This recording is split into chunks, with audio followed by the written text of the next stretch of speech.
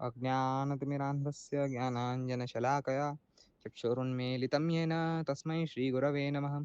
श्रीचैतन्यमनोभीष्टं स्थापितं येन भूतले स्वयं रूपः कदा मह्यं ददाति स्वपदान्तिकं।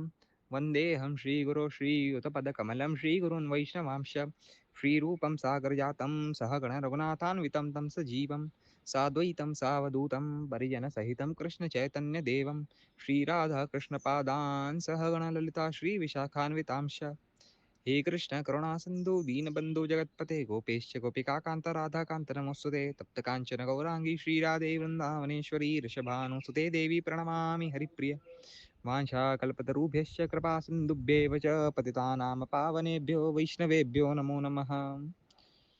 श्रीकृष्ण चैतन्य प्रभु नित्यानंद श्री अद्वैत गदाधर श्रीवासादि गौरभक्तवृंद हरे कृष्ण कृष्ण कृष्ण हरे हरे हरे राम राम राम हरे हरे।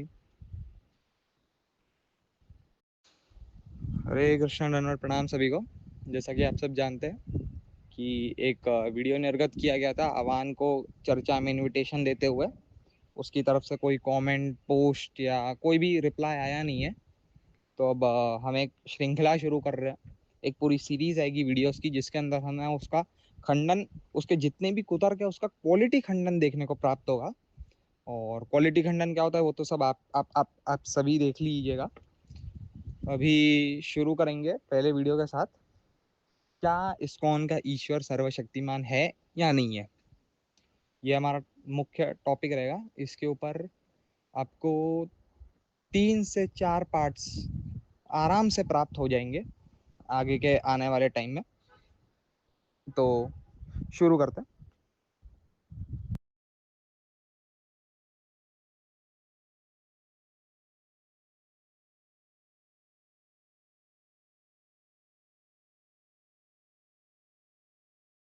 पर दही से वापस दूध नहीं बन सकता है। कृष्ण शिव तो बन सकते हैं, पर शिव बनने के बाद कृष्ण पुनः कृष्ण नहीं बन सकते। तो जैसा कि हम सब ने सुना शिवांश भैया के श्रीमुख से कि कृष्ण जो है वो शिव जी बन सकता है, लेकिन शिव जी वापस कृष्ण नहीं बन सकते। और इस वजह से जो है इस्कॉन के जो ईश्वर है वो सर्वशक्तिमान रहे नहीं है, वो बाधित हो गए। बस हो गया खंडन। चलिए अभी इसका उत्तर हम देंगे तार्किक एवं शास्त्रिक दृष्टिकोण से। एक एक पॉइंट बाय पॉइंट जो है इसका खंडन लेंगे अभी। तो एक सूचना दे दूं, एक सिद्धांत की बात बता दूं कि सर्वशक्तिमान शब्द के अंदर जो सर्व पद आता है वो जो है अनंत का प्रतीक है, अनंत का वाचक है। तो उस वजह से जो है हम कैटेगराइज नहीं कर सकते कि क्या कार्य है जो ईश्वर कर सकता है क्या नहीं कर सकता, क्योंकि सर्व के अंदर इनफाइनाइट पॉसिबिलिटीज आ जाती है और वो फाइनाइट माइंड से सोच पाना एक असंभव सा कार्य है। इसीलिए हम एक नोटिस जारी कर रहे हैं कि अगर आप अपराध से बचना चाहे तो मटेरियल बुद्धि से ईश्वर को नापने का प्रयास छोड़ दे। तो गुरुदेव ने एक बात कही थी कि सबसे घटिया वक्ता वो होता है जिसकी बात उसी के वक्तव्य से कटती है। बढ़िया। तो चलिए अभी हम शिवांश का खंडन शिवांश की ही बातों से करना शुरू करेंगे। आने वाली स्लाइड्स में आपको ये हम पेश करेंगे कि कैसे शिवांश जो है अपनी खामियां जो है वो दर्शाता नहीं है। दोष आरोपण के अंदर सबसे पहले आ जाएंगे आगे, लेकिन उन्हीं की बात उन्हीं की बातों से कट रही है, उन्हीं का सिद्धांत उन्हीं की बातों से कट रहा है, तो वो किसी को दर्शाएंगे नहीं। चलिए शुरू करते हैं। ईश्वर सर्वशक्तिमान है या नहीं? बहुत शक्तिमान है, बहुत शक्तिमान है। क्या उसके ऊपर कोई भी नियम लागू होता है या नहीं? कोई नियम लागू नहीं होता। उसके ऊपर कोई नियम लागू नहीं होगा कि वो ऐसा नहीं कर सकता। नहीं नहीं, ऐसा कोई ऐसा कोई नियम नहीं, वो सब कुछ कर सकता है। चलिए, तो वीडियो में क्या कहा शिवांश ने कि क्या आपका ईश्वर जो है सर्वशक्तिमान है, हाँ या ना? जी है। तो क्या आपका ईश्वर किसी नियम के अंडर बाधित हो सकता है? जी नहीं, नहीं हो सकता। ठीक है। क्या कोई ऐसा कार्य है जो आपका ईश्वर नहीं कर सकता? जी नहीं, सब कार्य कर सकता है हमारा ईश्वर। चलिए अभी हमें ये बताइए कि शिवांश भैया, आपका भी ईश्वर होपफुली मैं आशा करता हूँ कि आपका भी ईश्वर जो है सब कुछ कार्य करने में समर्थ होगा, सब कार्य करने में समर्थ होगा, कोई भी नियम के अंदर बंधा हुआ नहीं होगा, नहीं होगा ना? तो फिर मुझे ये बताइए कि क्या आपका ईश्वर, क्या शिवांश भैया का ईश्वर बाधित हो सकता है, हाँ या ना?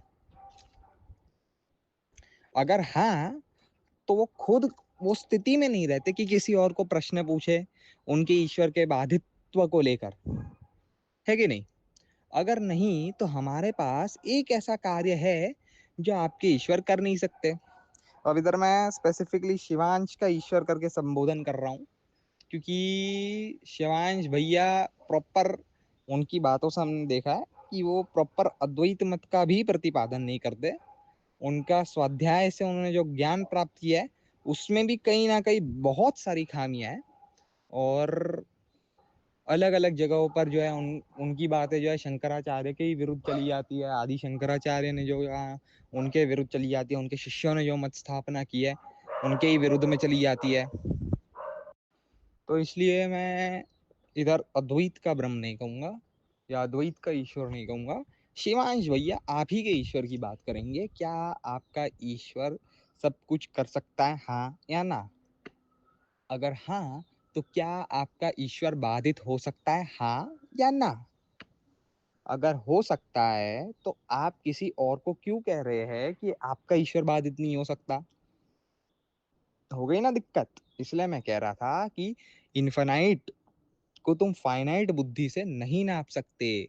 नाप तोल करना छोड़ दीजिए। चलिए अभी नेक्स्ट स्लाइड पे जाते हैं।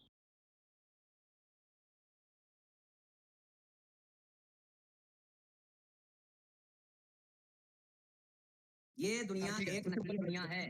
ये दुनिया एक नकली दुनिया है। इसमें ईश्वर हाँ। कुछ भी कर सकता है।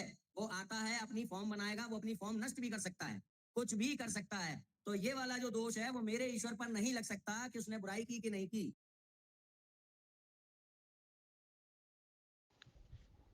अरे अरे, बहुत बहुत बढ़िया बात कही। आवान का कहना ये है अभी कि क्योंकि जगत मिथ्या है, तो उस हिसाब से जो है उसके ईश्वर पे कोई दोष ही लागू नहीं होता। ये तो एक ये क्लिप हुई, उसके अलावा एक और वायरल क्लिप फ्लोट कर रही है मार्केट में, जिसके अंदर आह्वान कहता है कि क्योंकि जगत मिथ्या है तो हमारे ईश्वर रेप भी कर सकते हैं, क्योंकि जगत मिथ्या है तो उसके ऊपर कोई दोष ही आरोपित नहीं होता। चलिए, हम तो कॉन्ट्रडिक्ट नहीं कर रहे हैं बात को। हम ये कह रहे हैं कि अगर उस हिसाब से अगर आप ये करेंगे कि जगत के मिथ्यत्व के कारण जो है आप अपने ईश्वर को सर्वशक्तिमान प्रतिपादित करेंगे, तो फिर हमारा प्रश्न है आपसे कि उस हिसाब शिव जी भी कृष्ण का रूप धारण कर सकते हैं मिथ्या जगत में। अब मिथ्या जगत क्या है? स्वप्न की अवस्था क्या है? मिथ्या ही नहीं, मिथ्या ही मानते हैं ना आप तो। ना सत्य ना असत्य, मिथ्या मानते हैं ना स्वप्न की अवस्था को। तो मिथ्या जगत के अंदर आपने ये क्यों एनालाइज नहीं किया कि शिव जी को अगर हम कृष्ण बना दे मिथ्या जगत में तो कोई कॉन्ट्रडिक्शन ही नहीं रह जाएगा? देखिए, जागृत अवस्था एक होती है, स्वप्न की अवस्था एक होती है। जागृत अवस्था के अंदर जो है उसको ध्यान में रख के वो टेक्स्ट लिखा गया। अगर कोई कहे, वैसे टेक्स्ट में क्या लिखा गया उसके ऊपर भी बातचीत होगी, लेकिन अगर कोई कहे कि शिव जी जो है कृष्ण नहीं बन सकते, तो जागृत अवस्था को देख देख कर कह रहा है। ये स्वप्न की अवस्था के अंदर अगर आप मान ले तो कोई कॉन्ट्रडिक्शन ही नहीं रह जाएगा, है कि नहीं? बंधे हुए मतलब कैसे? नहीं करना चाहते इस नियम से बंधे हुए हैं ना। ये नियम थोड़ी ना हुआ, ये तो परमात्मा का नेचर हो गया। अरे भाई, वो अपने नेचर के विपरीत नहीं जा सकते, ये नियम है। बोलो। चलिए, क्या कहना है इनका कि नेचर के विपरीत भी कार्य कर पाए ईश्वर, वही सर्वशक्तिमान होता है यही यही है ना कहना। मूल तो यही है उनका भी कहना कि जो ईश्वर जो है वह अपने नेचर के विपरीत भी कार्य कर पाए फिर ही वो सर्वशक्तिमान होगा। तो मेरी एक्सपेक्टेशन बेसिक एक्सपेक्टेशन ये है शिवांश से कि भैया आपका भी ईश्वर जो है वो कुछ भी कर पाता होगा तो उस हिसाब से वो अपने नेचर के विपरीत भी कार्य कर पाता होगा, वो अपने नेचर के विपरीत भी रह पाता होगा, है कि नहीं? फिर मुझे ये बताइए कि आपका ईश्वर जब अपने नेचर के विपरीत में कार्य कर रहा है तो आप ही का खंडन तो नहीं कर रहा, आपका ईश्वर आप ही का खंडन तो नहीं कर रहा, क्योंकि आपके अनुसार जो है ईश्वर का नेचर क्या है, ईश्वर की क्वालिटी क्या है कि वह सर्वशक्तिमान है कि नहीं है? अब आपका ईश्वर नेचर के विपरीत भी जा रहा है, नेचर के विपरीत भी जा सकता है तो वो सर्वशक्तिमत्ता का त्याग भी कर सकता है। जब वो सर्वशक्तिमत्ता का त्याग कर सकता है तो उस रूप में जो है वह शिव से वापस कृष्ण बन सकता है। ये भी एक पक्ष रहा। ये मैं कह दूं ऑडियंस को कि ये सब जो भी मैं कह रहा हूँ ये हमारा वास्तविक पक्ष नहीं है, लेकिन ये सब पक्ष जो है वो वाले पक्ष है जो आह्वान को सोच लेने चाहिए थे। आह्वान को सोच के प्रश्न ही नहीं पूछना चाहिए था, ये सब पक्ष सोच के। तो अब मेरे को बताइए कि ईश्वर जो है अपने नेचर के विपरीत जा सकता है तो सर्वशक्तिमत्ता का भी त्याग कर सकता है। अगर कर सक रहा है तो किस टाइम पे वो सर्वशक्तिमान है किस टाइम पे नहीं है, इसका आपको कैसा अनुभव हुआ, है कि नहीं? इसलिए मैं कह रहा था कि इनफाइनाइट का जो वाचक होता है उसे फाइनाइट बुद्धि से नहीं समझा जा सकता। सर्वव्यापक जो नेचर है वो इनफाइनाइट का वाचक है। अब आप इसके अंदर जो है कॉन्ट्रडिक्टरी चीजों को अपने मटेरियल बुद्धि से कैसे एनालाइज करेंगे? देख लीजिए, आपका ईश्वर बार बार सर्वशक्तिमत्ता से दूर भागता हुआ प्रतीत हो रहा है। ये तो अभी आप ही की बातों से हो रहा है, अभी तो हम वास्तविक अद्वैत का भी पक्ष देखेंगे, उससे भी हम एनालाइज करेंगे कि क्या है ईश्वर सर्वशक्तिमान है नहीं है, उसके ऊपर बहुत बड़ी चर्चा करेंगे। अभी तो आप ही की बातों से आपका ईश्वर जो है कटता हुआ दिख रहा है।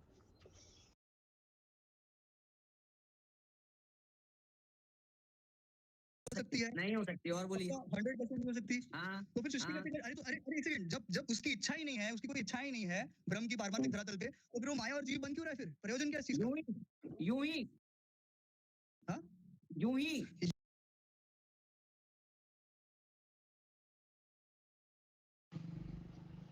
यू ही।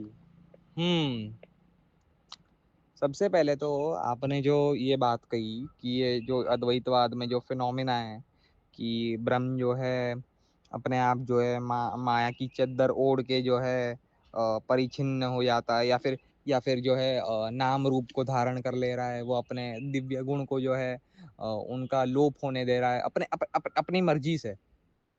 ये फिनोमिना के ऊपर तो काफी काफी बार खंडन लिखे गए हैं, उनके ऊपर मैं ना जाते हुए वापिस से अपने टॉपिक पे आऊंगा कि मुझे ये बताइए कि जब आप ये मान रहे हैं कि ये हमारा पक्ष नहीं है, आपके पक्ष से आपके पक्ष का खंडन है, आपके वाक्यों से आपके वाक्यों का खंडन है, ये बताइए कि जब आपका ब्रह्म जो है अपनी मर्जी से कोई माया को एक्सेप्ट कर लेकर जो है माया को अपने ऊपर हावी होने देकर जो है अपनी दिव्यता को खो देता है कि नहीं? और नाम रूप को प्रकट कर देता है, तो उस हिसाब से आपने ये क्यों नहीं सोचा कि कृष्ण ने भी खुद के ऊपर एक नियम लिया हो और उस वजह से अपने ही इच्छा अनुसार जो है वह शिव जी से कृष्ण ना बन पा रहे हो, या फिर शिव जी से ईश्वर ना बनने की चाह रख रहे हो और इसलिए ना बन रहे हो? उन्होंने ही क्यों ना नियम लिया हो वो जिससे कि मैं कभी शिव जी से कृष्ण ना बन पाऊं? ये उन्हीं की स्वतंत्र इच्छा से उन्होंने नियम लिया हो, ये क्यों नहीं सोचा आपने कि आज से जो है शिव जी के रूप में लेने के बाद मैं फिर से कभी कृष्ण नहीं बन पाऊंगा, ये नियम जो है मैंने अपने ऊपर धारण किया है। क्या आपका ईश्वर सर्वशक्तिमान है? अगर है तो क्या वह ये नियम धारण कर सकता है जैसे उसने माया को धारण कर लिया, अपनी दिव्यता को नष्ट कर दिया माया को धारण करके, उस हिसाब से क्या आपका ईश्वर जो है ऐसे नियम धारण कर सकता है? अगर नहीं तो आपका ईश्वर सर्वशक्तिमान नहीं रहा। अगर कर सकता है तो आपका प्रश्न पूछना ही गलत हो गया कि क्यों आपका ईश्वर जो है शिव जी बनने के बाद फिर से कृष्ण नहीं बन सकते। आपका प्रश्न पूछना ही गलत हो गया। इसीलिए कह रहा हूं कि मत पड़ो चक्कर में। आगे की आप बात जानते हैं। चलिए, बहुत हो गई हंसी टटोली। अभी हम जो है हमारा पक्ष रखेंगे। इसके पहले जो भी स्लाइड थे वो आपका ही खंडन थे कि आपकी बातों से कैसे आपकी बात कट रही है। अभी हम हमारा पक्ष रखेंगे कि क्या है हमारा पक्ष शिव और कृष्ण को लेकर। दूध दही शिव कृष्ण ये सब को लेकर हमारा पक्ष क्या है उसे हम रखेंगे। चलिए,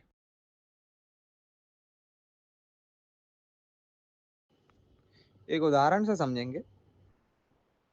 कुछ समय पहले एक गांव होता है, समृद्ध गांव होता है और उसके राजा भी होता है।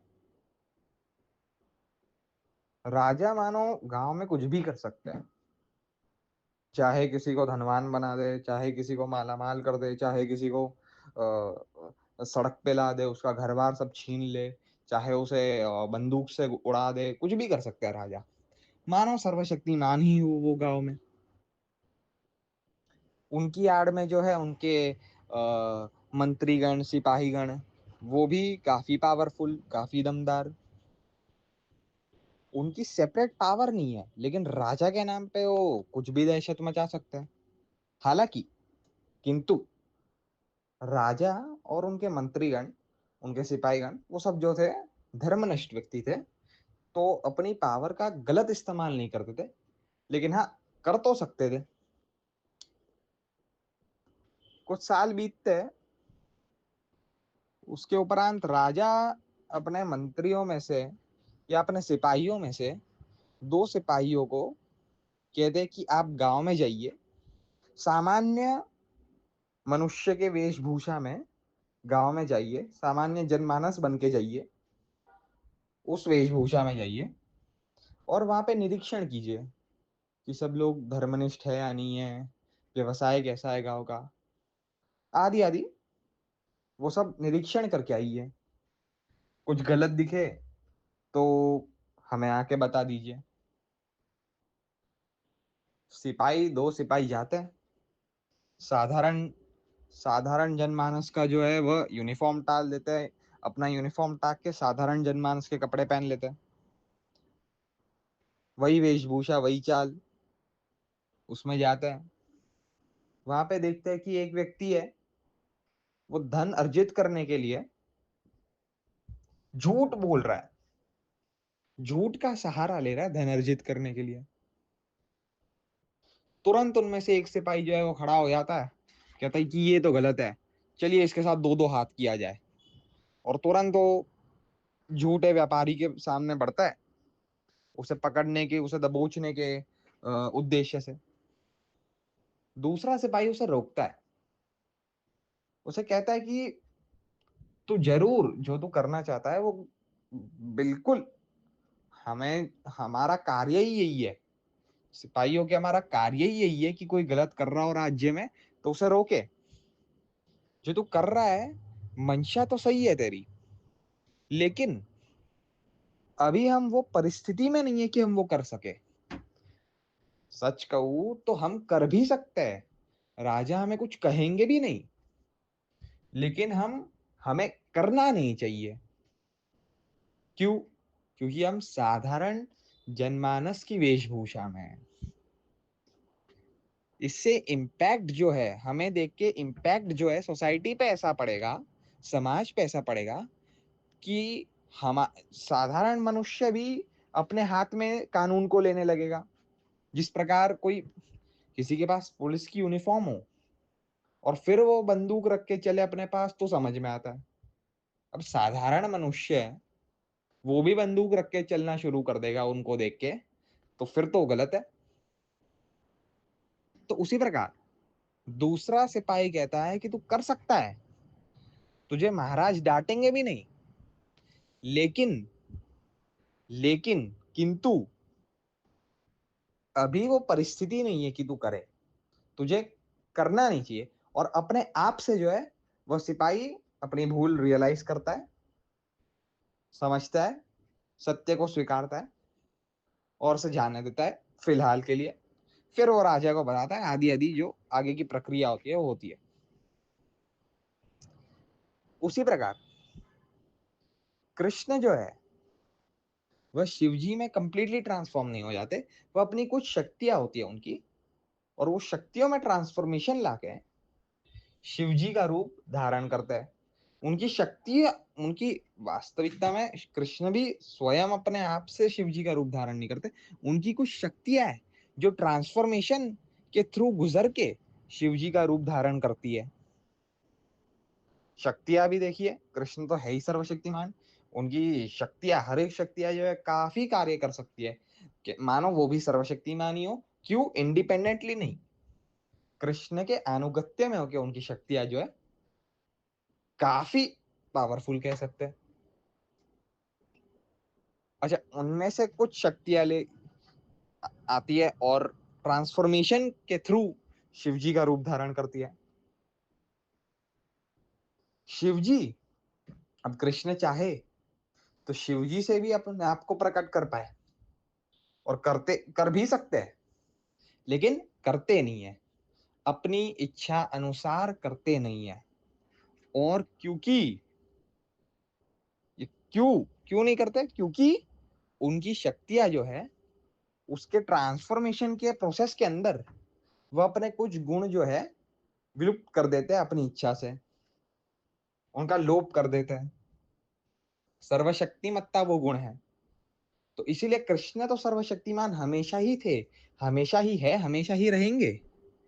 लेकिन जब वो शिव जी का रूप धारण करते हैं अपनी शक्तियों के माध्यम से, तब वो सर्वशक्तिमत्ता का गुण जो है उसका लोप कर लेते हैं। और इसीलिए शिव जी में जो है वो सर्वशक्तिमत्ता का गुण आता नहीं है, और इसीलिए फिर वो शिव जी वापस कृष्ण नहीं बन सकते।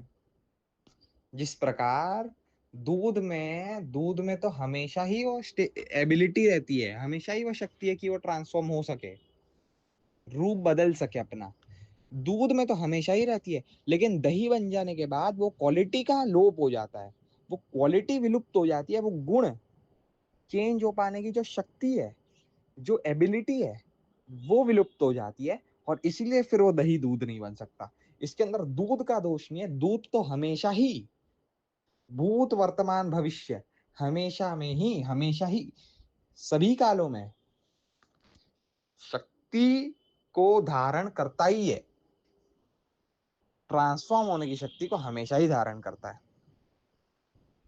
अच्छा, इसके ऊपर जो है कुछ कुतर्की ये प्रश्न कर सकते हैं कि क्या कृष्ण अभी अपनी सभी क्वालिटीज के साथ जो है अपनी एनर्जी को ट्रांसफॉर्म करके शिवजी बना सकते हैं? कि क्या उस हिसाब से शिवजी भी सर्वशक्तिमान हो, उस हिसाब से कर सकते हैं या नहीं है? तो हाँ जी, हमारे अनुसार कर सकते हैं। करते नहीं है ये अलग बात है, करते कभी नहीं है, इसीलिए जो है ब्रह्म संहिता में वो वचन प्राप्त होता है। हालांकि ब्रह्म संहिता में भी क्या प्राप्त होता है इसके ऊपर भी चर्चा करेंगे, लेकिन हाँ, इसीलिए जो है करते नहीं है, उसलिए हम कह सकते हैं कि शिवजी वापस कृष्ण नहीं बन सकते। लेकिन क्या कृष्ण जो है अपनी सभी क्वालिटीज को जो है अपनी एनर्जी में समावेश करके उसे ट्रांसफॉर्म, वही एनर्जी को ट्रांसफॉर्म करके शिवजी बन सकते हैं ताकि शिवजी और कृष्ण में सभी क्वालिटी सिमिलर हो, सेम हो? तो हाँ, कर सकते हैं। अच्छा, तो अगर कर सकते हैं तो फिर ऐसा तो नहीं लिखना चाहिए था कि शिवजी कृष्ण वापस नहीं बन सकते, क्योंकि अभी तो वो सभी क्वालिटी सेम ही है कृष्ण और शिव की, तो दिक्कत तो नहीं आनी चाहिए शिवजी को कृष्ण बनने में। तो इसका उत्तर ये है कि कृष्ण जो है अपनी सभी क्वालिटीज को अपने एनर्जी में समावेश करके उस एनर्जी को जो है ट्रांसफॉर्म करके शिवजी बना सकते हैं, लेकिन बनाते नहीं है। लेकिन बनाते नहीं है, इसीलिए हम कहते हैं कि शिवजी वापस कृष्ण नहीं बन सकते और शिवजी सर्वशक्तिमान नहीं है। अगर कर सकते हैं उस वजह से अगर आप कहिएगा कि हमें ये कहना चाहिए कि क्योंकि कर सकते हैं, कर तो सकते हैं कृष्ण, शिव जी को सर्वशक्तिमान बना तो सकते हैं कृष्ण, तो उस हिसाब से हमें शिव जी को भी जो है सर्वशक्तिमान घोषित कर देना चाहिए, क्योंकि कर सकते हैं ना कृष्ण, और कर सकते हैं तो हमें शिव जी को भी सर्वशक्तिमान घोषित कर देना चाहिए। और हमें ये नहीं कहना चाहिए कि शिव जी जो है वापस कृष्ण बन सकते हैं, नहीं बन सकते हैं, ये हमें नहीं कहना चाहिए। तो फिर तो आपके पूर्वाचार्य और अन्य अन्य जितने भी श्रुति स्मृति शास्त्र है वो सभी खंडित हो जाएंगे। आपकी बातों से ईश्वर तो कुछ भी कर सकते हैं, तो उस हिसाब से तो कोई भी कहीं पे भी ये नहीं लिखा जाना चाहिए कि ये चीज नहीं हो सकती, क्योंकि ईश्वर चाहे तो वो चीज कर सकते हैं। जैसे उदाहरण देता हूँ, अब सदानंद योगेंद्र सरस्वती जी, जिन्हें सदानंद जी से ही नाम से जाना जाता है, वेदांत सार करके एक बहुत पॉपुलर है अद्वैत संप्रदाय में बुक, और उसके लेखक रह चुके हैं। वह अपनी इसी बुक के वर्ष 173 में कहते हैं कि जिस प्रकार दीपक की ज्योति जो है सूर्य के प्रकाश से सूर्य के प्रकाश से अधिक तेजस्वी नहीं हो सकती, जिस प्रकार दीपक की ज्योति जो है सूर्य के प्रकाश से अधिक तेजस्वी नहीं हो सकती, उसी प्रकार जो चेतना है, जो हमारे मन में जो चेतना रिफ्लेक्ट होती है, वह निर्गुण निराकार, या जो ब्रह्म कहते हैं, जिसे हम ब्रह्म कहते हैं, जिसे आप ब्रह्म कहते हैं, सॉरी, जिसे आप ब्रह्म कहते हैं, उससे ज्यादा चेतनामयी नहीं हो सकती। मन के अंदर जो चेतना है वह ब्रह्म की चेतना से और चेतनामयी नहीं हो सकती। जिस प्रकार दीपक की रोशनी जो है सूर्य की रोशनी से ज्यादा तेजस्वी नहीं हो सकती, ये कह रहे हैं। अभी मेरा प्रश्न इनसे ये है कि क्या ईश्वर चाहे तो दीपक की ज्योति को सूरज के ज्योति से और तेजस्वी बना सकते हैं या नहीं बना सकते? अगर बना सकते हैं तो ये आपने क्यों लिखा कि ज्योति की जो तेज है वो सूरज की किरणों से ज्यादा तेजस्वी नहीं हो सकती? क्यों लिखा आपने? कहीं ना कहीं तो आप भी मानते हैं, कहीं ना कहीं तो आप भी मानते हैं कि जो बात युक्ति संगत है, जो बात ईश्वर करते नहीं है, उसे हम ये लिख सकते हैं, इस इस तौर से प्रसारित कर सकते हैं कि ये बात हो नहीं सकती। ईश्वर चाहे तो दीपक की तेज को सूरज की तेज से ज्यादा प्रकाशित कर सकते हैं, लेकिन क्योंकि वह करते नहीं है, इसलिए हम कहते हैं, इसलिए उन्होंने भी कहा कि ऐसा हो नहीं सकता। उसी प्रकार उसी प्रकार कृष्ण चाहे तो शिव जी को भी सर्वशक्तिमान बना सकते हैं, और उनके भी रूप से जो है अपने आप को जो है प्रकट कर सकते हैं, लेकिन क्योंकि करते नहीं है, इसीलिए वहां पे लिखा गया कि कर नहीं सकते। किसी को और डाउट हो तो हमने आदि शंकराचार्य जी के बृहदारण्यक उपनिषद के भाष्य को भी लिखा है, मतलब कॉपी पेस्ट किया है, आप उसका भी सहारा ले सकते हैं। उधर जो है आदि शंकराचार्य जो है वह ये कहते हैं कि दीपक जो है किसी अन्य अन्य ज्योति की उसे जरूरत नहीं पड़ती, वो अपने आप को ही अपने आप से रिवील कर सकता है, मतलब दीपक की ज्योति ही पर्याप्त है दीपक को देखने के लिए। तो कोई कह सकता है कि ईश्वर ना चाहे तो दीपक की ज्योति होने के बावजूद भी मैं दीपक को ना देख पाऊं। लेकिन वो क्यों ऐसा लिख रहा है? क्योंकि ईश्वर जो करते हैं, साधारणतः जो ईश्वर जो करते हैं उसी को हमने बेस बनाकर जो है ये प्रसारित किया, कि इसलिए जो है हमें इसे फैक्ट मानना है कि हाँ, अन्य कोई तेज जो है वह दीपक को जो है प्रकाशित, या फिर दीपक को जो है लाइमलाइट में नहीं ला सकता, दीपक को रिवील नहीं कर सकता अन्य ज्योति। दीपक की ज्योति ही पर्याप्त है अपने आप को रिवील करने के लिए।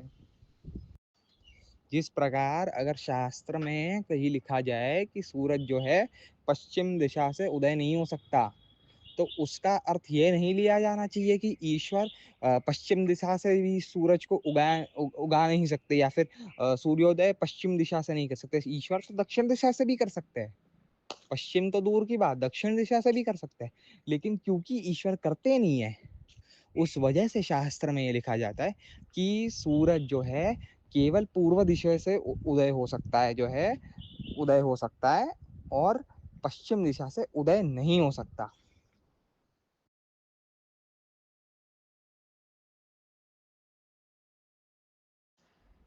जी, तो मेरा उद्देश्य ये पीपीटी बनाने का ये नहीं है कि मैं खंडन मंडन का रस का विस्तार करूँ, वो बांटता फिरूँ, सबको कलेशी बना दूँ, कल से जो है सब भी गाली गलौज पे उतर आए, ये वो नहीं। लफड़ा बढ़ाना हमारा वीडियो का उद्देश्य है ही नहीं। हमारा उद्देश्य एकमात्र जो है सच सिद्धांत का प्रतिपादन करना है, हमारे मत का प्रतिपादन करना है। कोई कुतर्क करके कोई प्रश्न लगाए, प्रश्न चिन्ह लगाए, तो कैसे मुंह तोड़ जवाब देना, ये हमारे वीडियो का एकमात्र उद्देश्य है। इसीलिए इसीलिए ऑडियंस को एडुकेट करने के रूप में, एडुकेट करने के हेतु से मैंने ये स्लाइड भी ऐड की है मेरे पीपीटी में, जानबूझ के। कुछ क्षण जो है ऑडियंस के साथ में, ऑडियंस को जो है कुछ समझाना चाहूंगा इस स्लाइड के माध्यम से। हमारे सिद्धांत अनुसार जिस प्रकार दूध जो है वह दही बन जाता है, उस प्रकार कृष्ण जो है वह शिव नहीं बनते, नहीं बनते उस प्रकार। क्योंकि दूध के दही बन जाने के बाद दूध का अपना स्वतंत्र अस्तित्व जो है वह नष्ट हो जाता है। तो इसीलिए अगर कृष्ण जो है शिव जी उस प्रकार बन गए जिस प्रकार दूध दही बनता है, तो कृष्ण का स्वतंत्र अस्तित्व जो है वह नष्ट हो जाएगा। इसलिए जिस प्रकार दूध दही बनता है उस प्रकार कृष्ण को शिव जी बना देना जो है वह युक्ति संगत भी नहीं है, शास्त्र संगत भी नहीं है। तो फिर कैसे समझे ये एग्जाम्पल को? तो इसका सरल समाधान ये है कि एक एग्जाम्पल के रूप में ही लेना चाहिए। अगर भागवत में कहा गया हो कि प्रभु की आंखें कमल नयन है, या फिर कमल के समान सुंदरता है उनकी आंखों में, तो इसका अर्थ ये नहीं, एक्सट्रैपोलेट नहीं करना है कि हाँ प्रभु की जो नाक होगी वो स्टेम जैसी होगी, कमल के स्टेम जैसी होगी, फिर वो स्टेम से निकलने वाली पत्तियों के समान प्रभु के हाथ। नहीं नहीं नहीं नहीं नहीं, ये नहीं है हमारा सिद्धांत। केवल जो एग्जाम्पल जितना प्रतिपादन करता है उतने तक ही सीमित रखना है एग्जाम्पल को। उसी प्रकार जब कार्य और कारण का भाव बताता है, जीव गोस्वामी जी कहते हैं कि ये श्लोक जो है दूध और दही का जो एग्जाम्पल जो है वो केवल और केवल कार्य और कारण को समझाने के लिए प्रयोग में आया है। कृष्ण जो है दूध के समान ट्रांसफॉर्म होके शिवजी नहीं बन जाते कंप्लीटली। केवल और केवल दूध और दही का जो एग्जाम्पल दिया गया है वो केवल और केवल ये बताने के लिए दिया गया है कि जिस प्रकार दूध जो है वो कारण होता है और दही जो है वो कार्य होता है, दूध जो है कॉज होता है, दही जो है इफेक्ट होता है, उसी प्रकार कृष्ण जो है वो कॉज है, शिवजी इफेक्ट है। कृष्ण जो है कारण है और शिवजी कार्य है। केवल और केवल इतना प्रतिपादन करने के लिए ही ये एग्जाम्पल दिया गया है जीव गोस्वामी जी अनुसार। श्रील भक्ति सिद्धांत सरस्वती ठाकुर प्रभुपाद जी, इसके ऊपर भी आह्वान ने जो है इस इनके दीक्षा को लेकर जो है थोड़ा बहुत ये हंगामा क्रिएट किया है, उसका उत्तर मिलेगा, उससे भी कोई दिक्कत नहीं है। खैर, उनके अनुसार उन्होंने एक नया दृष्टिकोण दिया, क्योंकि वो सिद्धांत को मैच करता है तो कोई दिक्कत वाली बात नहीं है। उनके अनुसार जो है ये एग्जाम्पल जो दिया गया है दूध और दही का, वो केवल और केवल इतना बताने के लिए दिया गया है कि कैसे दूध जो है दही दूध और दही में जो है दही जो है दूध से भिन्न भी है और समान भी है, कंप्लीटली डिफरेंट नहीं है और कंप्लीटली सेम भी नहीं है। वननेस और डिफरेंस दोनों का समावेश है। उसी प्रकार कृष्ण और शिवजी का जो रिलेशन है वो कंप्लीटली डिफरेंट, कंप्लीट भेद का और कंप्लीट अभेद का, दोनों में से एक का भी नहीं है, भेद और अभेद का समावेश है कृष्ण और शिव जी के बीच में जिस प्रकार दूध और दही के बीच में समावेश होता है, उसलिए जो है इसलिए जो है वो एग्जाम्पल प्रयोग में आया है। दोनों ही जो है हमारे संप्रदाय के संप्रदाय से अलग टीचिंग नहीं दे रहे हैं। दोनों की टीचिंग जो है संप्रदाय के मूल सिद्धांत के अनुरूप ही है, मूल सिद्धांत के अनुकूल ही है दोनों की टीचिंग्स। इसलिए जो है दोनों ही हमें एक्सेप्टेबल है।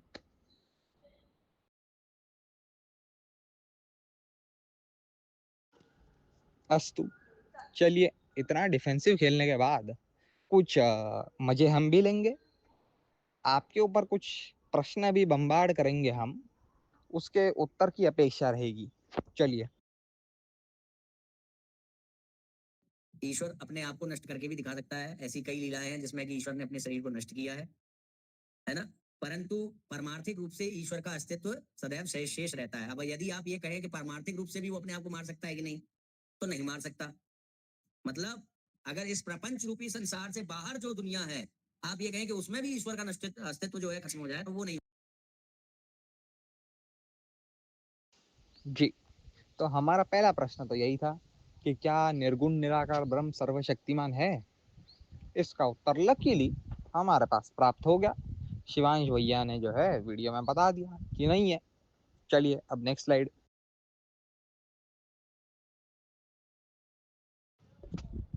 सुनिए हमारा पहला आक्षेप, आप जब ईश्वर को अपने ईश्वर को सर्वशक्तिमान कहकर ख्यापित करते हैं तो आप केवल और केवल झूठ का प्रचार करते हैं। मिथ्या वचन है ये आपके। कल से मेरा विनम्र निवेदन है, कल से जो है जब ये आप वीडियो बनाए तो अपने ईश्वर को सर्वशक्तिमान ना कहिए। कल से अपने वीडियोस में माया को सर्वशक्तिमान के रूप में ख्यापित कीजिए, ईश्वर को नहीं। अब ऐसा मैं क्यों कह रहा हूं, सुन लीजिए। आपके अनुसार निर्गुण निराकार ब्रह्म अपने आप में सर्वशक्तिमान तो है ही नहीं। जब भी वह निर्गुण निराकार ब्रह्म जो है माया को धारण करता है, माया से दूषित होता है, तब जाके उसमें सर्वशक्तिमत्ता का गुण आ जाता है। और जैसे ही जो है माया उससे छूटती है, फिर से माया की कवरिंग हटती है, वैसे ही फिर से निर्गुण निराकार ब्रह्म बन जाता है और फिर से सर्वशक्तिमत्ता का खो देता है कि नहीं। निर्गुण निराकार ब्रह्म आपका, माया आई, कवर कर ली, उसके बाद जो है बन गया सर्वशक्तिमान ईश्वर। ईश्वर के रूप में जब आया तब सर्वशक्तिमान कह रहे हो। अच्छा, जैसे ही माया हटी, कवरिंग हटी, उससे फिर से ईश्वर से फिर से निर्गुण निराकार ब्रह्म बन गया, फिर से सर्वशक्तिमत्ता खो दी उसने। तो इसके अंदर सर्वशक्तिमान ना ईश्वर रहा ना निर्गुण निराकार ब्रह्म रही तो बस माया सर्वशक्तिमान। उदाहरण ले लीजिए साथ में। जिस प्रकार एक व्यक्ति जब सफेद दीवार के सामने खड़ा होता है तब उसे दीवार सफेद ही दिखाई दे रही है। दीवार अपने आप में भी सफेद है, उसे भी सफेद दिखाई दे रही है। ना उसकी आंखों में जादू है कि सफेद दीवार को जो है वो रंगीन देख पाए, ना दीवार अपने आप में जादूमयी है कि वह अपने आप को सफेद होते हुए भी रंगीन दिखा पाए। दोनों कॉमन है। लेकिन जिस क्षण वो जो है रंगीन चश्मे धारण कर लेता है अपने ऊपर, आंखों पे रंगीन चश्मे लगा लेता है, धारण कर लेता है, उसी क्षण जो है उसे दीवार भी रंगीन दिखाई देने लगती है। तो इसमें जादू किसका हुआ? वो व्यक्ति की आंखों का जादू नहीं हुआ, व्यक्ति का जादू नहीं हुआ, ना वो दीवार का जादू हुआ। जादू तो केवल इसके अंदर वो रंगीन चश्मों का है। उसी प्रकार निर्गुण निराकार ब्रह्म जो है वो सर्वशक्तिमत्ता को धारण कर, सर्वशक्तिमत्ता की प्रतीति होने के लिए उसमें उसे जो है माया को धारण करना पड़ रहा है। जैसे ही चश्मे लगाए सर्वशक्तिमान, जैसे ही माया धारण की वैसे ही सब सर्वशक्तिमान हो गए।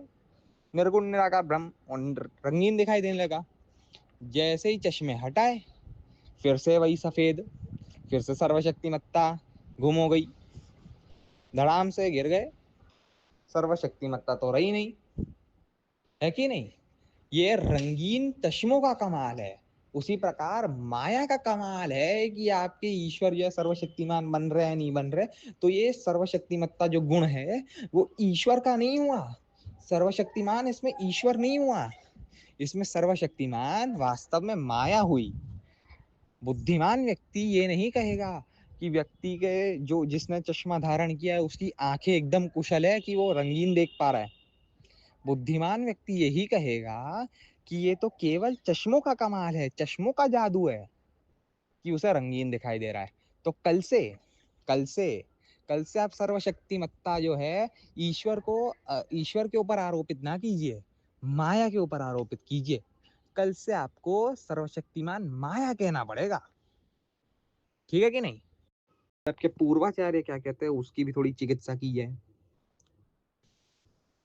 कुछ साल पहले पूरी शंकराचार्य का एक वीडियो आया था कि इस्कॉन वाले शंकराचार्य को मायावादी क्यों कहते हैं।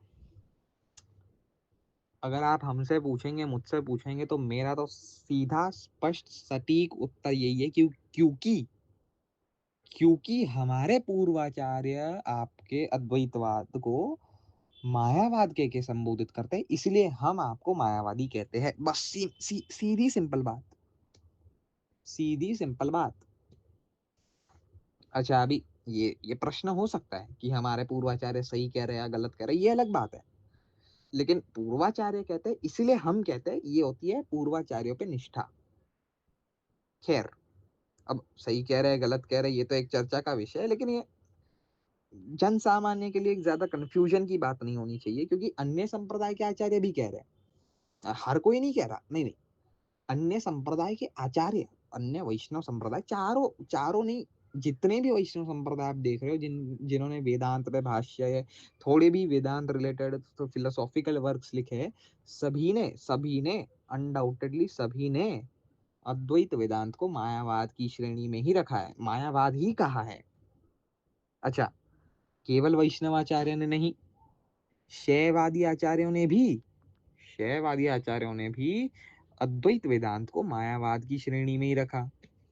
अद्वैत वेदांत मतलब मायावाद।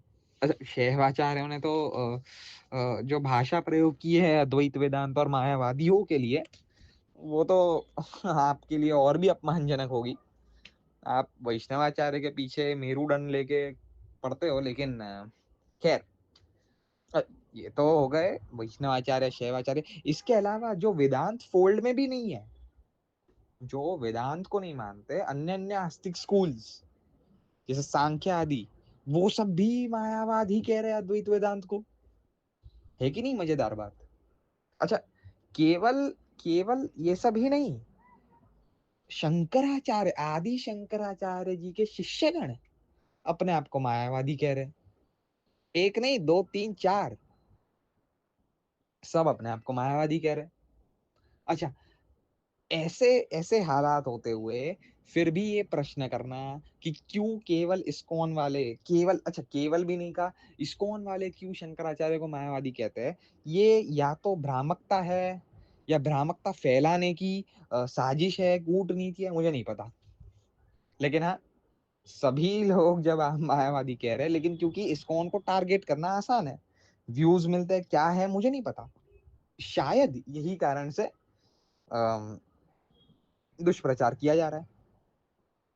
खैर, मैं वापस से इधर आता हूँ कि क्यों मैंने ये बात निकाली, ये बात क्यों छेड़ी। मैं केवल और केवल ये बताना चाहता था कि क्यों मायावाद जो है संबोधित किया जाता है अद्वैत वेदांत को। कारण इसका एकदम स्पष्ट है कि क्योंकि माया को एक एक्सट्रीमली इंपॉर्टेंट पोजीशन दी जाती है अद्वैत वेदांत में, कि कभी तो माया ब्रह्म को भी माया जो है ब्रह्म को भी ये कर लेती है, अपने चपेट में ले लेती है, ब्रह्म को भी दूषित कर लेती है। कभी तो और हमेशा ही ईश्वर से ऊंची पदवी दी जाती है माया को। इसी वजह से, केवल इसी वजह से अद्वैत वेदांत को मायावाद कहा जाता है। देख लीजिए, अपने आंखों से देख लीजिए, लेफ्ट हैंड साइड पे एक इमेज है जो मैंने ब्रह्म सूत्र भाष्य, श्रीपाद आदि शंकराचार्य जी के ब्रह्म सूत्र भाष्य से कॉपी पेस्ट करके इधर सबके सामने ये प्रसारित किया है, देख लीजिए। फोर्थ लास्ट लाइन देख लीजिए। इसीलिए इस प्रकार अविद्या रूप उपाधि के परिच्छेद को से ही इसलिए फिर से पढ़ रहा हूं, इसलिए इस प्रकार अविद्या रूप उपाधि के परिच्छेदकों से ही ईश्वर का ईश्वरत्व, सर्वज्ञत्व और सर्वशक्तित्व है।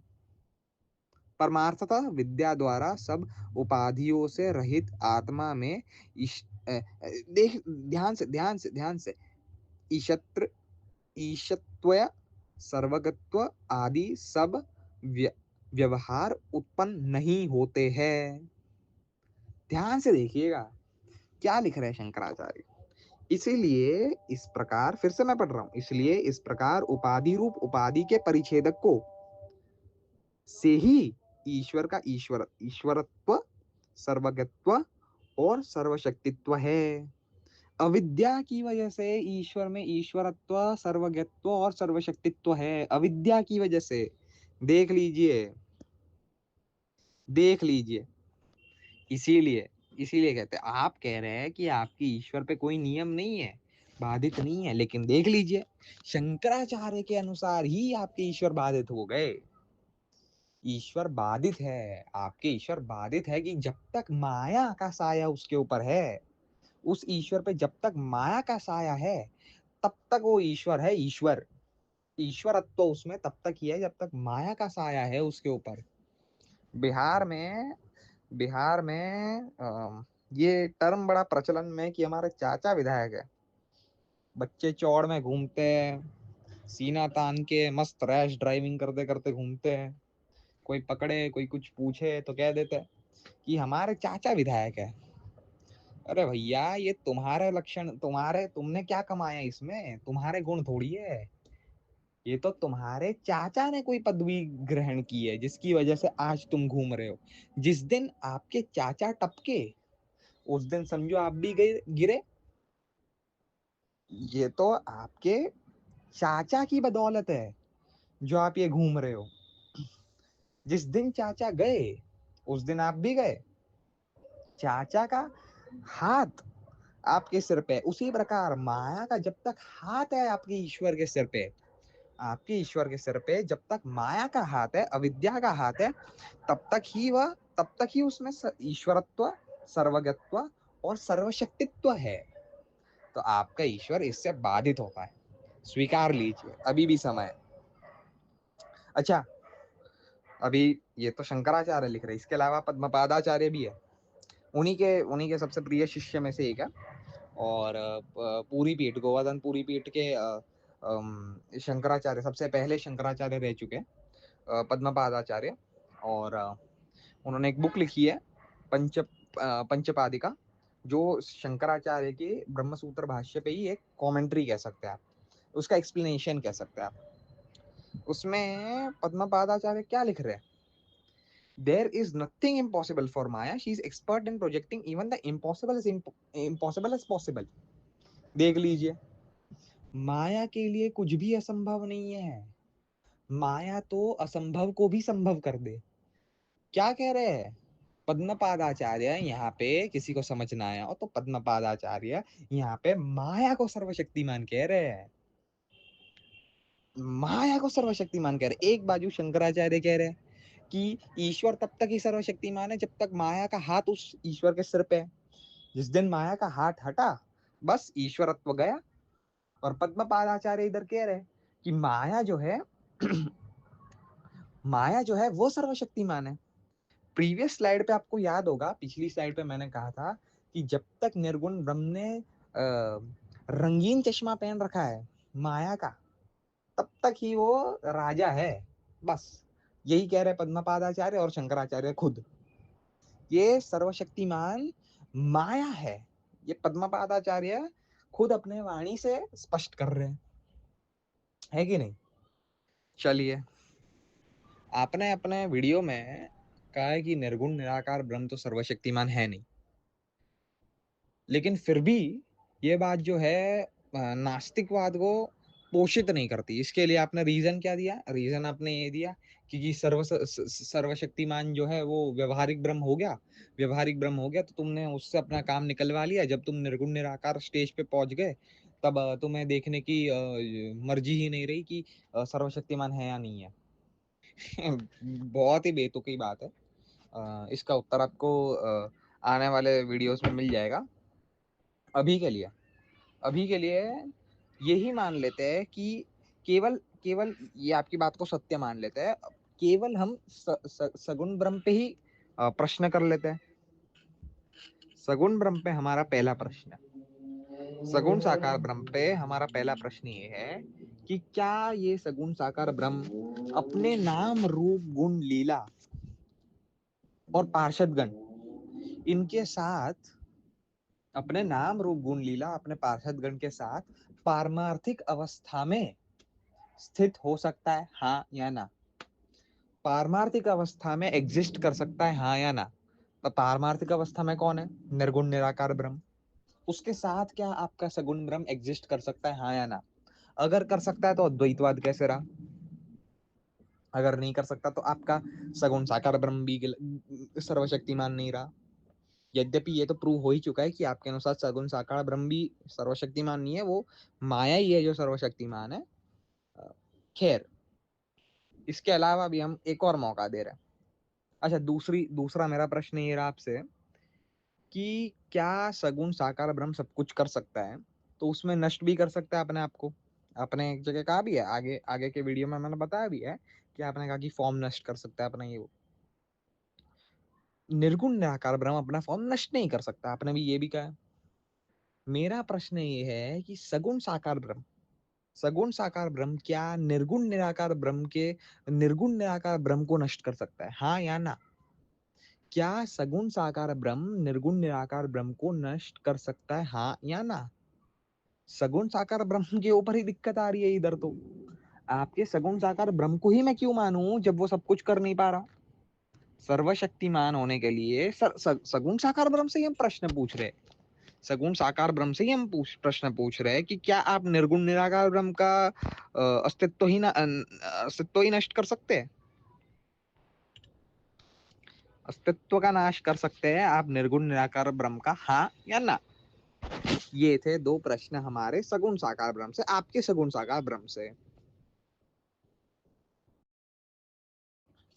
देखिए, अब तक आपके सगुण साकार ब्रह्म पे ऑलरेडी बहुत आक्षेप लग चुके हैं कि वह सर्वशक्तिमान नहीं है, वो प्रूव भी किया जा चुका है, लेकिन इतनी जल्दी छोड़ने का मन नहीं कर रहा। तो अभी कुछ और प्रश्न है आपके पूर्वाचार्य वाणी से रिलेटेड, कुछ और प्रश्न। सबसे पहले खोलेंगे विष्णु शतपदी स्तोत्रम श्लोक 3, आदि शंकराचार्य द्वारा विरचित है। उसमें आदि शंकराचार्य जी क्या कहते हैं, देख लेते हैं एक बार। ओ Lord, even in the dissolution of differences, I am yours and you are mine, like the ocean and its waves. One cannot exist without the other. जिस प्रकार समुद्र और लहरें एक दूसरे के बिना एग्जिस्ट नहीं कर सकती है, हे प्रभु, हे भगवान, वैसा ही कुछ हमारा भी संबंध है। अभी इसमें ध्यान देने वाली बात यह है कि समुद्र के अंदर समुद्र होता क्या है? जैसे लहरें हैं, समुद्र का पानी कभी स्थिर नहीं रहता, हमेशा मूविंग रहता है। और वो पानी मूव कैसे करता है? लहरों के माध्यम से। और लहरें मिलाकर जो है समुद्र बनाती है। अच्छा, समुद्र है इसीलिए उसमें लहरें भी घूम रही है। दोनों एक दूसरे पे डिपेंडेंट है अपने अस्तित्व के लिए। शंकराचार्य जी से हम आधी बात मानते हैं यहाँ पे कि हम डिपेंडेंट है प्रभु पे। अब हमारे अस्तित्व के लिए हम प्रभु पे डिपेंडेंट है। लेकिन दिक्कत इधर आ जाती है जब आदि शंकराचार्य जी कहते हैं कि भगवान आप भी हम पे डिपेंडेंट है, आप भी हम पे डिपेंडेंट है। और शंकराचार्य जी खासकर ये लिखते हैं, one cannot exist without the other. आप हमारे अलावा, हमारे बिना आपका अस्तित्व ही नहीं है। तो फिर से एक और बार, वंस अगेन, एक और बार आदि शंकराचार्य जी जो है, आपके पूर्वाचार्य जी जो है, फिर से सगुण साकार ब्रह्म को सीमित कर रहे हैं, बाधित कर रहे हैं, नियम बांध रहे हैं उनपे कि प्रभु आप एग्जिस्ट नहीं कर सकते अगर हम नहीं होते। तो कर दिया नियम, लगा दिया नियम, हो गया आपके सगुण साकार ब्रह्म सीमित, है कि नहीं? चलिए ब्रह्म सूत्र भाष्य पे आते हैं, 2.1.34। ध्यान देने की बात किधर है? ध्यान देंगे हम सेकंड पैराग्राफ पे। The lord, we reply, cannot be reproached with inequality of dispensation and cruelty because he is bound by regards. Because he is bound by regards. ये ध्यान देने वाली बात है. प्रकृति परिणामवाद मानने वाले सांख्यों का आक्षेप था कि ब्रह्म अगर सृष्टि का रचयिता है तो ये क्या गारंटी है कि वो सृष्टि की ऐसी रचना नहीं करेगा जिसके अंदर अनजस्ट रचना नहीं करेगा, जिसके अंदर किसी को बेनिफिट हो रहा है, किसी का नुकसान हो रहा है. ये क्या गारंटी है? तो आदि शंकराचार्य जी कहते हैं कि भगवान बंधे हुए हैं. किससे? धर्म से. ओरिजिनल संस्कृत आप देखेंगे तो धर्म से बंधे हुए लिखा है, बाउंड बाय रिगार्ड्स, धर्म से बंधे हुए. अब आदि शंकराचार्य जी कृष्ण भगवान को मानते या नहीं मानते ईश्वर, ये अलग बात हो जाएगी फिर, क्योंकि सभी कार्य जो श्री कृष्ण भगवान परफॉर्म कर रहे हैं वो सब धर्म की कैटेगरी में आए ना आए ये भी एक प्रश्न है.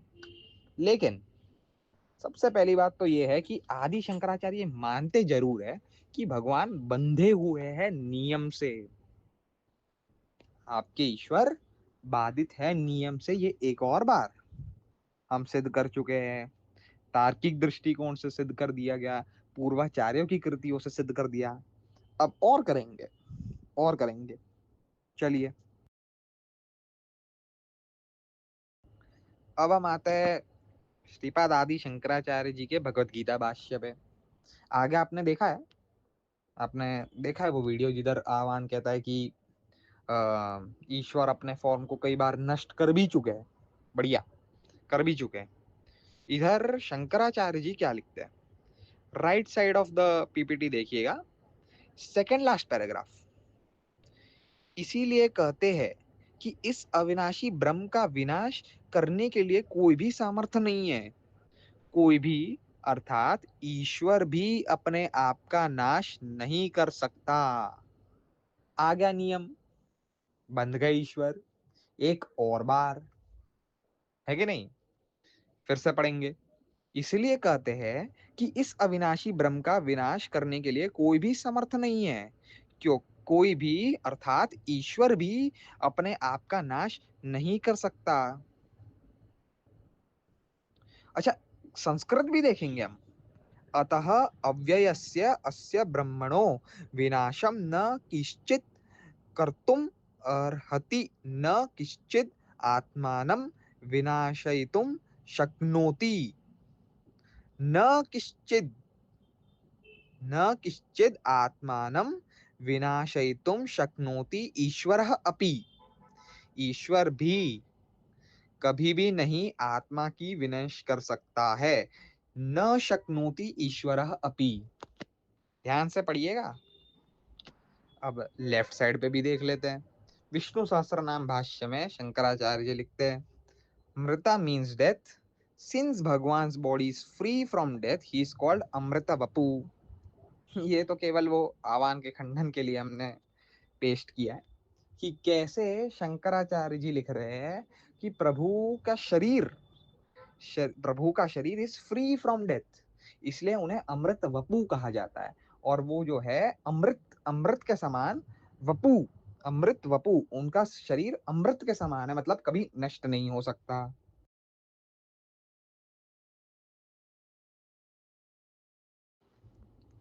अब देखते हैं मधुसूदन सरस्वती पाद का क्या कहना है इस पे. बड़े प्रसिद्ध आचार्य है. देखते हैं गीता भाष्य 4.6 4.6 के अंदर ट्रांसलेशन के नीचे जो पैराग्राफ है उसकी थर्ड लास्ट लाइन से पढ़ना शुरू करेंगे. And the ignorant jiva which identifies itself with the body becomes subject to virtue and vice on account of being bound to perform rites and duties. Now, what was asserted by saying that the embodiment of this kind is not possible for God, who is omniscient and the cause of everything, is verily so. How, if this body be made of gross elements, then on assumption that it is a limited gross body, it will be the waking state and it will be the similar to that of ourselves and others. And on the assumption that it is a cosmic body, he will become a jiva called Virat on account of possessing his Virat's upadhi, the cosmic gross body. On the other hand, if his body be made of subtle elements, then on the assumption that it is a limited subtle body, it will be the state of a dream and be like that of ourselves and others. And on the assumption that it is a cosmic subtle body, he will be the jeev called Hiranyagarbha on account of having his Hiranyagarbha's upadhi. सीधे simple बातों में शब्दों में मैं कह दूं आपको कि यहाँ पे मधुसूदन सरस्वती पाद कहते हैं कि प्रभु की जो बॉडी है वो नहीं हो सकती। लिखा क्या है? Is not possible for God to have a material body. अच्छा, इसके ऊपर ऊपर से तर्क भी देता है। तर्क क्या देता है? ये क्या समझाता है? ये समझाता है कि हमारे जैसा शरीर नहीं हो सकता, उनका प्राकृत शरीर नहीं हो सकता, क्योंकि हमारे हमारे मुख्य 3 शरीर है। कि कौन से? कारण शरीर, सूक्ष्म शरीर, स्थूल शरीर। स्थूल शरीर होगा तो विराट पुरुष जैसे या फिर हमारे जैसे ही जीव कहलाएंगे प्रभु। ऊपर से अगर सूक्ष्म शरीर होगा, अगर सूक्ष्म शरीर होगा तो फिर ड्रीम स्टेट, हम जो ड्रीम स्टेट में एक्सपीरियंस करते हैं वैसा होगा प्रभु का शरीर। अच्छा, कारण शरीर अगर होगा तो फिर वो हिरण्यगर्भ नामक जीव के जैसा उनका व्यवहार हो जाएगा। अभी हिरण्यगर्भ को भी जीव का दिया गया, ठीक है। एनीवेज, ये सब कहने के बाद जो है नेक्स्ट पेज पे राइट हैंड साइड पे कहते हैं सेकंड पैराग्राफ में, एंड दस द कंक्लूजन इज दैट, ये कंक्लूजन ये है that supreme lord verily cannot come to have a body made of elements that is not already occupied by a jiva। प्रभु जो है मटेरियल शरीर धारण नहीं कर सकते, एलिमेंट्स, मटेरियल एलिमेंट्स वाला शरीर धारण नहीं कर सकते, ये कह रहे हैं कौन? श्रील मधुसूदन सरस्वती पाद। अच्छा, आगे भी जाएंगे हम। Second last paragraph right hand side पे आप देखेंगे तो लिखते हैं, hence in the first half of the verse, even though I am birthless, undegained by nature and the lord of beings, first half of the verse में कह रहे हैं, he admits that God cannot have a body made of elements। इधर मधुसूदन सरस्वती पाद क्या कह रहे हैं? मधुसूदन सरस्वती पाद कहते हैं कि प्रभु ने एक्सेप्ट कर लिया, भगवान गीता का उपदेश देते टाइम एक्सेप्ट कर रहे हैं। क्या एक्सेप्ट कर रहे हैं? God cannot have a body made of elements. Conclusion तो यही है, एक और आचार्य एक और नियम। श्रीधर स्वामी जी को बहुत मानते हैं आप, मैंने सुना। आइए उनके ग्रंथ से ही प्रमाण दिए देता हूं। श्रीधरी टीका 3:16-29, श्रीधरी टीका 3:16-29 देखते क्या लिखते हैं श्रीधर स्वामी। श्री भगवान ने अपने अनुचरों से कहा कि यह शाप मुझे अभिमत है। उसका अभिप्राय है कि यद्यपि सनकादियों को क्रोध नहीं होता है और न तो श्री भगवान के पार्षदों के वे ब्राह्मण कभी प्रतिकूल आचरण कर सकते हैं, भगवान भी अपने भक्तों की कभी उपेक्षा नहीं कर सकते हैं। ध्यान दीजिएगा, वर्डिंग्स पर ध्यान दीजिएगा। भगवान भी कभी अपने भक्तों की उपेक्षा नहीं कर सकते हैं। हाय हाय, नहीं कर सकते, हमारे प्रभु तो कर सकते हैं। चलिए आगे पढ़ते हैं, क्या करते आगे पढ़ते हैं क्या लिखते हैं।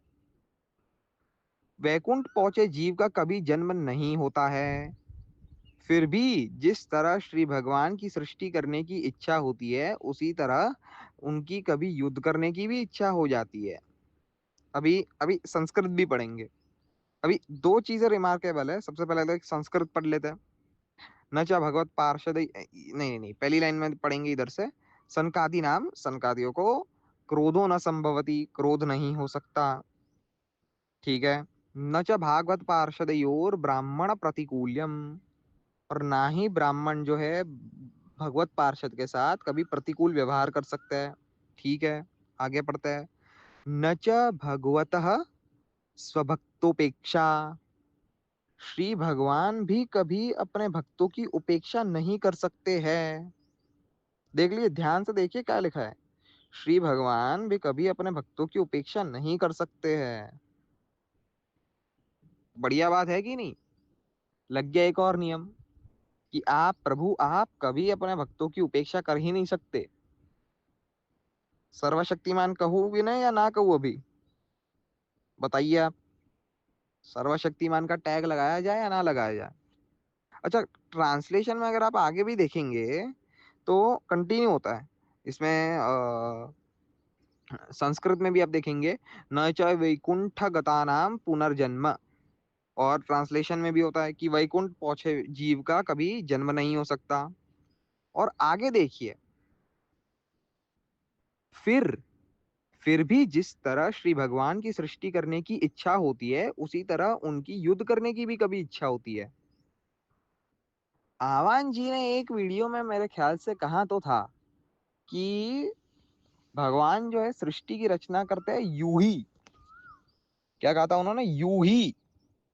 मेरी यूं ही शब्द से कोई दुश्मनी तो है नहीं, लेकिन फिर भी अपने पूर्वाचार्य के प्रति थोड़ा तो सम्मान रखिए। आपके पूर्वाचार्य कह रहे हैं, जिन्हें आप पूर्वाचार्य मानते हैं, सॉरी, जिन्हें आप पूर्वाचार्य मानते हैं, वो तो कह रहे हैं कि भगवान की सृष्टि करने की इच्छा होती है। आप वो वीडियो में क्लियरली कह रहे हैं कि इच्छा नहीं हो रही है। थोड़ी दिक्कत है कि नहीं है? आपके या तो वो पूर्वाचार्य नहीं हुए, क्योंकि आपकी गुरु परंपरा प्राप्त जानकारी उनसे कॉन्ट्रडिक्ट कर रही है। तो या तो आपके पूर्वाचार्य नहीं हुए वो, अगर हुए तो फॉलो किस बात का कर रहे हैं आप? क्लियर कीजिएगा। वैसे श्रीधर स्वामी जी की बात आई है, परंपरा की भी बात आई है, तो लेफ्ट में आप देख रहे होंगे, भक्तगण देख रहे होंगे कि श्रीधर स्वामी की मैंने एक बढ़िया चित्र लगाई है। तो ये श्रीधर स्वामी जी का ही विग्रह है। उनकी स्थापना मयूर ग्राम ओडिशा में की गई है इस्कॉन के द्वारा। किनके द्वारा? इस्कॉन के द्वारा, उनके जन्म स्थान पे। श्रीधर स्वामी जन्मस्थान संस्था, वो जो है उनके जन्मभूमि का नेतृत्व कर रही थी, श्रीधर स्वामी जी के जन्मभूमि का नेतृत्व कर रही थी। फिर फाइनली इस्कॉन की बातचीत के बाद उन्होंने जो है इस्कॉन को उधर टेम्पल कंस्ट्रक्ट करने दिया। और ये है श्रीधर स्वामी जी का मंदिर, जहाँ पे उनकी विग्रह विग्रह की प्रतिष्ठा हुई है इस्कॉन के द्वारा। आश्चर्यजनक बात है कि नहीं? आश्चर्यजनक बात है कि श्रीधर स्वामी को पूरी के शंकराचार्य अपने ही पूर्वाचार्य के रूप में ख्यापित करते हैं। इनफैक्ट उन्हें उन्हें भी पूरी का ही शंकराचार्य घोषित करते हैं। और देखे तो एक विग्रह प्रतिष्ठित नहीं हुआ उनसे। इस्कॉन कर रहा है उनका विग्रह प्रतिष्ठान। ऊपर से तिलक भी आप देख सकते हैं, विष्णु स्वामी संप्रदाय का तिलक है। श्रीधर स्वामी जी के संप्रदाय को भी लेके एक वीडियो बहुत जल्द आपके समक्ष आ जाएगा। खैर, अभी इतने सारे आचार्यों से हमने प्रमाणित किया हमारा पक्ष कि क्या ईश्वर सर्वशक्तिमान है या नहीं है अद्वैत वेदांत के अनुसार। लेकिन फिर भी मानो मन में कोई गांठ सी बंध के रह गई हो, कोई अड़चन सी रह गई हो कि कोई बढ़िया अकाट्य तथ्य मिल जाता, कोई प्रमाणिक स्रोत से कुछ सुनने मिल जाता तो मजा आ जाती। तो एक जगत गुरु जी की वीडियो मिली हमें। जगत गुरु जी की वीडियो मिली जो मेरे मित्र ने, एक घनिष्ठ मित्र ने मुझे सेंड की टेलीग्राम पे, और वो अभी मैं आपके सामने प्रस्तुत करूंगा कि जगत गुरु जी क्या कहते हैं। वो कहते हैं ना कि शगुन में कभी 100 रुपए या 1000 रुपए नहीं देते, 1001 रुपए देते हैं। तो अभी अभी तक जो हमने प्रेजेंट किया वो तो सिर्फ 1000 था। अभी हम 1 रुपए जो है एक्स्ट्रा डालेंगे, 1001 कंप्लीट करेंगे। अभी एक जगत गुरु जी की वीडियो दिखाता हूँ आपको। भगवान सर्वसमर्थ हैं तो क्या अपना नाश कर सकते? क्योंकि भगवान सर्वसमर्थ भी हैं और अनंत भी हैं, अव्यय भी हैं, अबाध्य भी हैं। ऐसी स्थिति में सर्वशक्ति संपन्न होने पर भी, सर्वशक्तिमान होने पर भी भगवान अपना नाश नहीं कर सकते, वो असमर्थता नहीं है। अब अग्नि तत्व दाहक है, तो दाही पदार्थ के लिए दाहक है, न कि अपना दाहक है। तो क्या अग्नि आग अपने आप को भी आग जला सकती है? अगर वो कोई प्रश्न कर दे, इसका नाम हो गया अति प्रश्न। अरे अरे अरे, जगत गुरु जी ये क्या कह रहे हैं आप? सुनिए क्या कहा। कहा कि प्रभु जो है सर्वशक्तिमान है, अबाध्य है, अनंत है, लेकिन फिर भी जो है वो अपना नाश नहीं कर सकते। और ये असमर्थता नहीं है। कैसा असमर्थता नहीं है? असमर्थता इसलिए नहीं है क्योंकि जिस प्रकार अग्नि की लिपटे अग्नि की लिपटे सभी वस्तुओं को जला सकती है, लेकिन फिर भी वह अपने आप को या अग्नि की लिपटे अग्नि को ही जला सकती है या नहीं, अगर ये कोई पूछ दे तो ये अति प्रश्न हो जाता है। अरे भैया, जगत गुरु जी आपके शिष्य यहाँ पे घोषित कर चुके हैं, घोषित कर चुके हैं कि प्रभु ने अपना फॉर्म तो कई बार नाश किया भी है, और आप यहाँ पे ये कह रहे हैं कि कर नहीं सकते और ये असमर्थता भी नहीं है। भैया क्या गुरु परंपरा का ज्ञान है? कुछ तो दिक्कत है यहाँ पे। चलिए एक बार फिर से सुन लेते हैं। भगवान सर्वसमर्थ हैं तो क्या अपना नाश कर सकते? क्योंकि भगवान सर्वसमर्थ भी हैं और अनंत भी हैं, अव्यय भी हैं, अबाध्य भी हैं। ऐसी स्थिति में सर्वशक्ति संपन्न होने पर भी, सर्वशक्तिमान होने पर भी भगवान अपना नाश नहीं कर सकते, वो असमर्थता नहीं है। अब अग्नि तत्व दाहक है, तो दाही पदार्थ के लिए दाहक है, न कि अपना दाहक है। तो क्या अग्नि आग अपने आप को भी आग जला सकती है? अगर वो कोई प्रश्न कर दे, इसका नाम हो गया अति प्रश्न। ओफो, भगवान सर्वशक्तिमान भी है, अबाधित भी है। अच्छा, सर्वशक्तिमान और अबाधित होने के साथ साथ वो अपने आप का नाश भी नहीं कर सकते। अच्छा, कोई पूछ ले कि कर सकते हैं या नहीं कर सकते, वह अति प्रश्न कर रहा है। क्या किया जाए? जगत गुरु जी, आप कह रहे हैं कि अति प्रश्न मत करो, ज्यादा प्रश्न ना पूछो, और आपके शिष्य की मुझे कथन याद आ गई है सुन के। तो क्या कह रहे हैं आपके शिष्य? आक्षेप मत करो, आक्षेप मत करो, मतलब प्रश्न ना करें। जो हमारा धर्म उनको सिखा रहा है कि प्रश्न करो, वो ना करें।